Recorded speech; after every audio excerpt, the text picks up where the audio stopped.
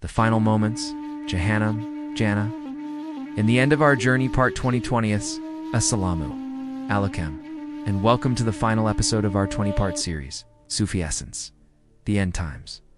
We have journeyed through the signs, the trials, and the momentous day of resurrection, where every soul stood alone for its final judgment. The scales of justice have been cast, the books of deeds have been read, and the final moments of decision have arrived. Today, in this concluding part 20, we will confront the ultimate reality, the final destinations of all souls. We will venture into the chilling depths of Jahannam and the exquisite serenity of Jannah, contemplating the eternal fate of those who disbelieved and the boundless rewards awaiting the righteous. We will discuss the specific punishments reserved for Satan and the jinn, and the mainstream Islamic understanding of eternity. This is the moment where our journey ends and our true eternal life begins. Join us as we complete our odyssey into the ultimate truths of our existence. At 1. The reality of Jahannam. A place of both fire and ice, the conventional image of hell is that of a raging fire. 8. While that is true, Jahannam is a place of multifaceted and unimaginable torment, encompassing both extreme heat and extreme cold. 8. The 7 gates and varying torment. The Quran states that Jahannam has 7 gates, and each level of hell holds a different type of punishment. This signifies that the torment is not uniform, rather it is tailored to the sins of those who enter. The agony of the fire. The primary punishment is a fire of unimaginable intensity, so hot that it melts skin, and whose fuel is men and stones. The Prophet Muhammad, peace be upon him, said that the fire of this world is only 1 part of 70 parts of the fire of hell. The condemned will be given boiling water to drink that tears their insides and scalding pus that they are forced to consume. The chilling cold of Zamhareer. You were correct in mentioning that Jahannam is not just a place of fire. Authentic Hadith also describe a place of intense, freezing cold known as Zamhareer. The Prophet Muhammad, peace be upon him, said, Jahannam complained to its Lord, saying, "My parts have devoured one another." So Allah permitted it to breaths, 1 breath in winter and 1 breath in summer.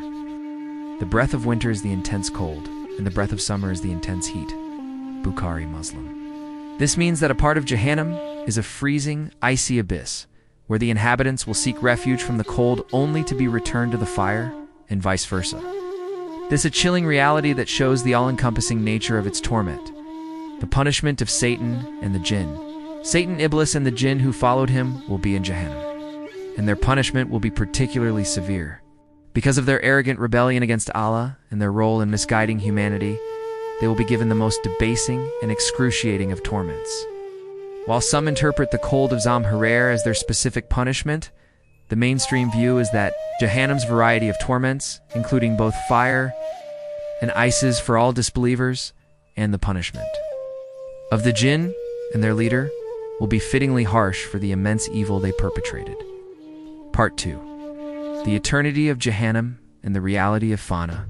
The mainstream Orthodox Islamic belief, based on the vast majority of Quranic verses and prophetic Hadith, is that both Jannah and Jahannam are eternal and will never cease to exist. The Quranic affirmation of eternity.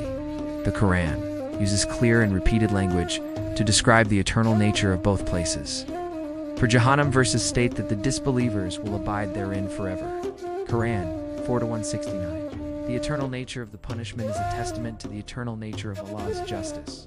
The punishment is not a temporary cleansing, but a final, lasting consequence of a lifetime of disbelief and rebellion. A point of scholarly discussion. It is true that a minority of early scholars held a different view, suggesting that hell might one day be annihilated. However, this view contradicts the overwhelming consensus of Islamic scholarship for centuries and the clear linguistic and contextual meanings of the Quran. The meaning of Fana, in the context of Jahannam's eternity, scholars have interpreted this not as the annihilation of hell itself, but as the annihilation of the disbelievers' former sense of self and hope. They will be in a state of eternal torment where their existence is a form of non-existence, of absolute despair, with no hope of ever leaving or dying to find rest. This is the true meaning of their annihilation. Part 3. The abode of Jannah, the reality of Baqa. Contrasting this is the beautiful reality of Jannah, the final destination for the righteous, which is a place of eternal bliss and perpetual existence, the gardens of Baqa, the concept of Baqa eternal. Subsistence is the opposite of Fana. It is the promise that the true believers will live forever in the presence of Allah's bountiful mercy. The Prophet, Muhammad, peace be upon him, said that a ram representing death will be slaughtered between Jannah and Jahannam, and it will be announced, O people of paradise, immortality and no death. O people of the fire, immortality and no death. Bukhari, Muslim. This seals the eternal destiny of every soul. Unprecedented blessings. The people of Jannah will experience joys and blessings beyond our imagination. They will be free from all pain, sorrow, illness, and old age. The Prophet Muhammad, peace be upon him, said that in Jannah there is what no eye has seen, what no ear has heard, and what no human heart has conceived. Bukhari, Muslim. The great companionship. They will have perfect companions, loving spouses, and their righteous family members will be joined with them. All envy, hatred, and animosity will be removed from their hearts. The greatest reward, the most sublime and profound reward of all, will be the ability to see the face of Allah, the Lord of all creation. This spiritual pleasure will overshadow all other physical blessings of Jannah and is the ultimate goal of every true believer. Conclusion. The end of the journey. The beginning of eternity. My dear friends, we have reached the end of our exploration of the end times. The journey from the minor signs to the final destinies is a profound narrative of purpose, justice, and mercy. The reality of Jahannam's fire and ice, its eternal nature, and the utter despair of those who disbelieved serves as a powerful warning. The beautiful reality of Jannah, with its eternal bliss and the ultimate joy of seeing Allah, serves as an inspiring promise. Our journey through this series has been a wake-up call, reminding us that this world is not our final home. The stories of the Dajjal, Imam Mahdi, Prophet Isa, peace be upon him, the signs of the hour are all chapters in a single, divine book that points us toward a single reality. Our ultimate return to Allah.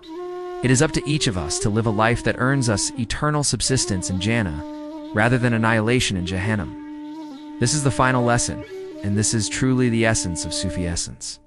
Thank you for joining me on this spiritual odyssey. I pray that this series has strengthened your faith, purified your intentions, and prepared you for the inevitable day of reckoning.